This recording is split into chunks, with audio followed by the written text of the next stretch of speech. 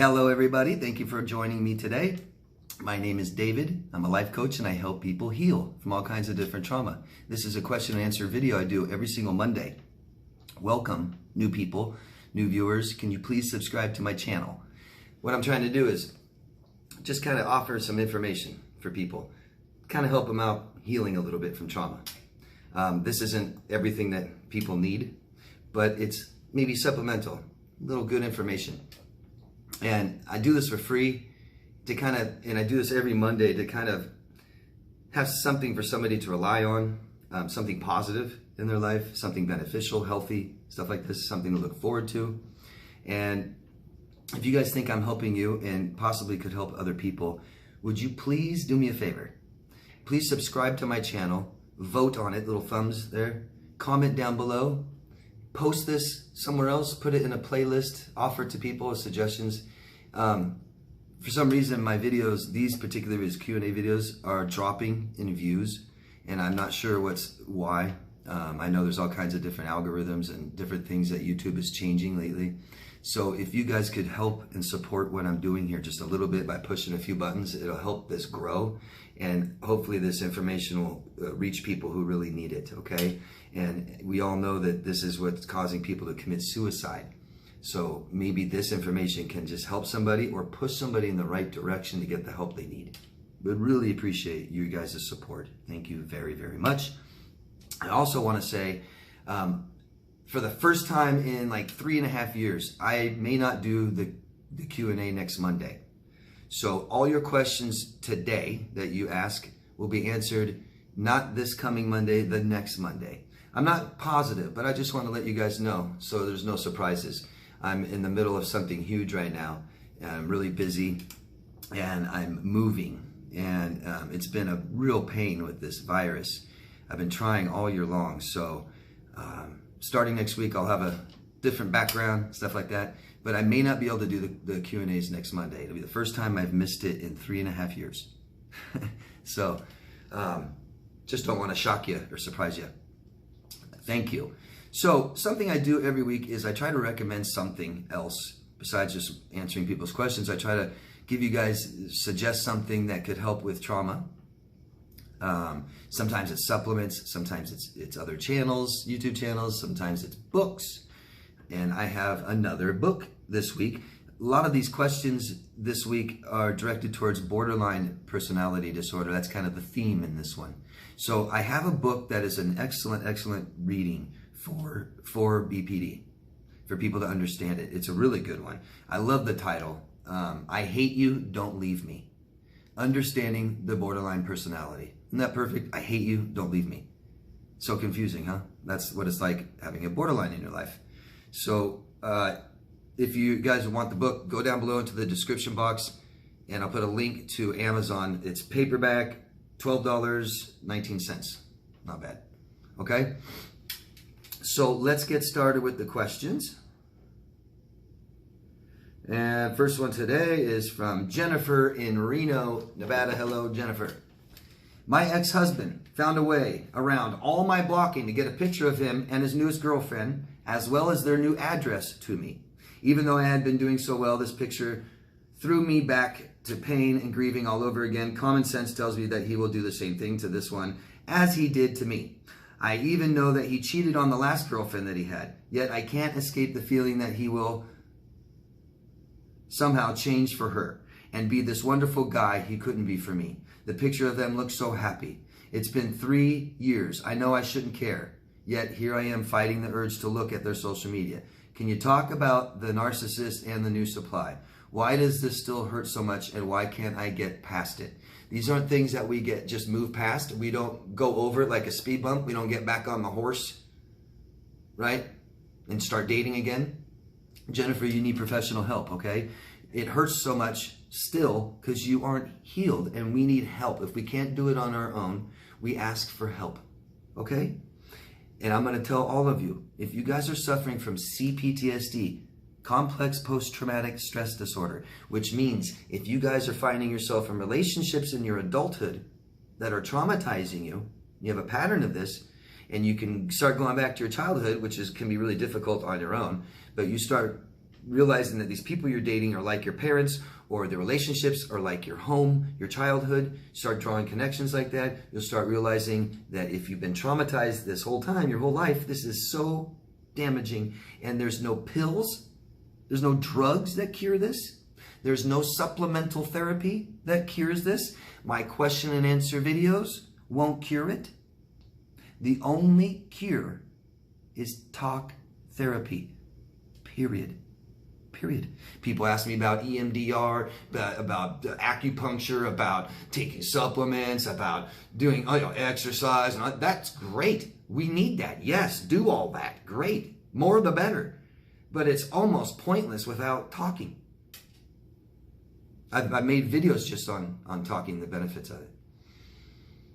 And there are therapists that can help you. I know people say, oh, therapists suck, and I had a bad experience. I had 3 bad experiences. Yeah, I know. And this stuff is complex, and if people aren't educated on how to fix this and help people heal, then they're going to damage you more. So it's important that we know, that we go to somebody who helps us and they know how. Doing this by ourselves can be extremely damaging, and we tend to either isolate and never date again, or we keep repeating this, okay? Both are horrible, right? So that's why it hurts so much still after 3 years, Jennifer, okay? That you keep looking at this guy's life and it still hurts. And then your brain, what your brain's doing, saying that you think that he's gonna be good for someone else, that's your hope, right? That's when you met him, most likely, I don't know you, but most likely, like the rest of us, we had a void from our parents, and that's not enough love, meaning they didn't help us learn how to meet our emotional needs by giving us all that attention. So we were neglected, and we have a void to fill, and we didn't learn how to fill this void ourselves. In other words, we weren't taught to love ourselves. So we look for somebody else to love us. We need it, just like everybody on a dating site. Yes. Everyone on a dating site. I'll argue with that. I don't care. You're on a dating site looking for love for someone you don't know yet. That's called a void. Okay? So we have this idealized person, and then you meet someone who gives you the little bit of love that you're missing as a child, and we think they're amazing, and we've got all this promise and hope for our life now and future plans and all this stuff, and it doesn't turn out that way. He's not that person. He's sick. He doesn't know himself, so he acted like someone else for you, and then now it's bad. And we still keep hoping it'll get back to that good times. Well, your good times were when you met. You didn't know each other. You weren't committed, weren't invested. Okay? It's like childhood fun. But yet our brains keep holding on to that hope even 3 years later while they're with somebody else. They're probably going to be like that with somebody else. No, he's never going to be like that. He wasn't when you met him. Okay, you fooled yourself and he helped you, right? And that's it. That's who he is. A personality disorder is very like this, okay? This is who they are. They aren't a personality disorder person one time and then not another time. They aren't personality disordered with you and then not with someone else, okay? This guy didn't decide just to abuse you and now he's going to have a healthy relationship with someone else. He has no clue how to do that. None. Everything he does is started in adolescence. And he does what he thinks he's supposed to do. And he isn't not in touch with who he is. So he doesn't know what he wants, doesn't know what he needs. He doesn't know what he's doing. Okay? The only thing he knows is that he wants women and people near him because he's dependent on this. He can't take care of himself. The games he's playing, I don't know, that's just total immaturity. Wants attention. Probably bitter, angry, probably blamed you for everything, rewrites narrative, delusional. His relationship probably sucks that he's in now already. He's lying to himself. Maybe he wants you back. Maybe, I don't know, But Jennifer, we can't allow this stuff. We can't look. We can't read it. We can't watch it. We can't, nothing, okay? And if you can't do this by yourself, please get help. That's what it's for. And you are so worthy of it. You're worthy of the help that you need, Jennifer. Find it, okay? Thank you. I'm really sorry that you still feel this way this long. Please don't be embarrassed or ashamed or feel guilty of your emotions. That's what they are. We have to give them attention and heal them. Your experiences will never change, but your emotions can. It doesn't have to be so horrible, okay? And if you're not sure how to do this yourself, get help, okay? Thank you. Thank you, thank you. Next question is from Victoria in the United Kingdom. It's a big one. Okay. I am ashamed to admit that I was a narc's flying monkey in a friendship that lasted off and on for over 18 years. I got away a few times, but ended up as the godmother of her children. You got away a few times and you ended up being the godmother. And for many years, put up with her BS just to see the kids. I love them and still do. But 3 years ago, I finally had enough of the constant put downs, double standards, constant drama. After Christmas, you was left feeling used, really upset for the millionth time in your friendship. You decided to end it. You didn't answer her calls. You ignored her. You'd offered no explanation, no closure. She got angry. She nearly hoovered you in again, as so many times before. I'm trying to shorten this. Sent you endless messages, made quite a scene outside of your house once or twice. Then her new flying monkeys got on your case. You politely told them to F off. Then you emailed her. Uh-oh, bad idea. She got you. She got you to do what she wanted. She gaslit you for years. You recorded the conversation. Even the best decision you could make, felt guilty for leaving the kids. I'm still afraid this guilt makes me vulnerable to her ploys in future. I know I should have been more direct and stood my ground, but I get very anxious around confrontation. No more should. No more should. You shouldn't do anything. You shouldn't feel anything. And you shouldn't have done something different. No, we cannot think that way. We just say, that was a mistake. We don't say, what should I have done then? We say, what would I like to do next time? That's it. I didn't like how I handled it this time, so if that situation ever presents itself again, I want to do it this way. If you look back and say, God, what should I have done? What should I have done? It's called ruminating. It makes us anxious. We think that we have some control over the past. No, we don't. We beat ourselves up. We feel guilty, right? Because you're not allowed to make a mistake. That's judgment. We don't judge ourselves. Can I make a mistake, Victoria? Is that okay? Do you mind at all if I've made 100 mistakes in my life? No? Can you? Can you make 100 mistakes? Can you make 100 more? How's that feel? You feel ashamed, embarrassed, guilt, just the thought of that? Because you're gonna make more mistakes, I hope. It's the best way to learn. It's the only way to have experiences in life. That's why we're here. We're not here to not make any mistakes. Hell no. So we simply, you don't like something you did, you don't like a reaction, so learn, forgive yourself, boom, get past it and say, next time I won't do that. Because what happens is if you give yourself a hard time and you feel guilty and ashamed for your reaction and your feelings, you'll start ignoring these. You'll start ignoring your emotions and you won't be able to give yourself what you need, and you're going to find yourself in a relationship with this friend again. Okay? So my question is, getting to the question. What is the difference between going no contact and ghosting? Yes. Well, that's it. That's your question. I got it. Right? Well, the difference between no contact and ghosting, right? Two different terms that look the same. Yeah? Ghosting, no contact is I never want to see you or hear from you again. That means I don't need you. I don't want you. Stay away from me. Okay? Ghosting is abuse. Ghosting is abuse. Silent treatment, ghosting, this kinds of shit. It's just immature, don't know how to communicate. Okay?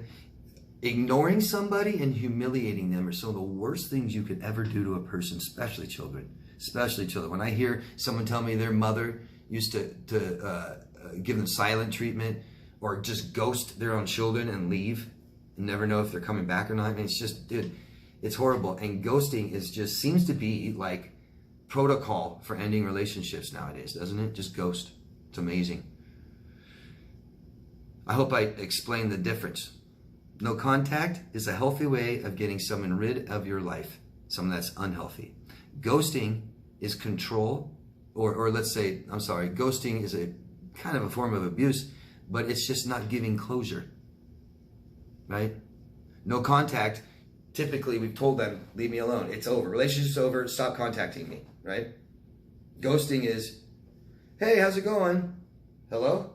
Whoa, where'd you go? Gone. Day after day after day now. God, you're not talking to me anymore? Why? Can you tell me why?